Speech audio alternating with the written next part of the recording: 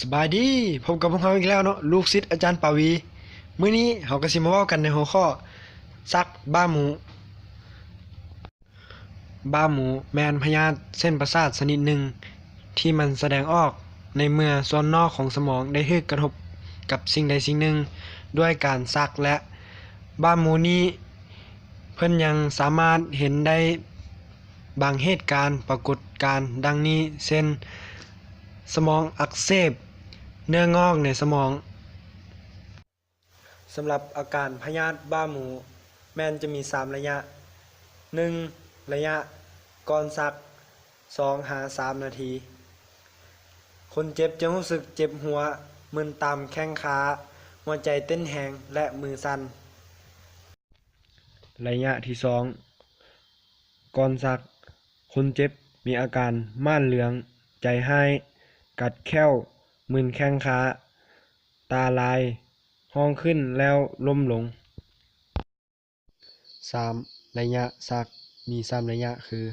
ระยะที่1ขาเหยียดซื่อคอแข็งกัดแข้วตาบ่เน่งติงเอิกบ่ติงเวลาหั้นใจมีอาการแล่ขึ้นอยู่ศพระยะนี้กินเวลาประมาณ 15-20 นาทีระยะที่2คอพับลงทางขวาทางซ้ายข้างกระไตงับเข้างับออกลิ้นเดออกมาน้ำลายไหลออกหลายหั้นใจบ่สม่ำเสมอชีพจรเต้นไวเหยี่ยวทายตามลำพังระยะเวลานี้กินเวลาประมาณ 1-2 นาทีระยะที่3บ่รู้สึกตัวคนเจ็บบ่รู้สึกหยังเลยอ่อนหมดตัวแต่การหั้นใจยังมีอาการแล่ค่อยๆหายไป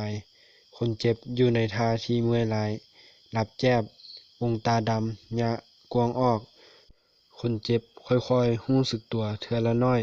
ระยะนี้ใช้เวลาประมาณ15หาหลายชั่วโมงหลังจากเซาซักแล้วคนเจ็บจะบ่จื้อหยังว่าตัวเองเป็นหยังสำหรับจำแนกพยาธิที่คล้ายคือกัน1พยาธิบาดทะยัก2พยาธิขาดธาตุแคลเซียม3พยาธิแนวคิดหรือพยาธิสำออยสำหรับการปิ่นปัวและการป้องกัน1เว้นจากสิ่งที่พาให้เกิดอันตราย2บ่ควรให้คนเจ็บซักอยู่บ่อนที่มีของแข็ง3บ่ควรจับกุมคนเจ็บปะปล่อยให้ลาวซักตามลำพัง4ป้องกันระวังบ่ให้คนเจ็บกัดลิ้นตนเอง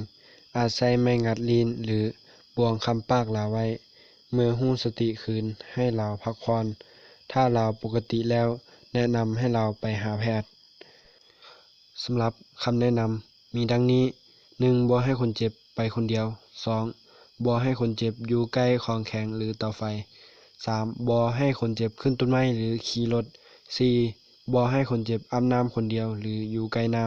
ำขอขอบใจที่รับชมรับฟังคลิปของเราจนจบ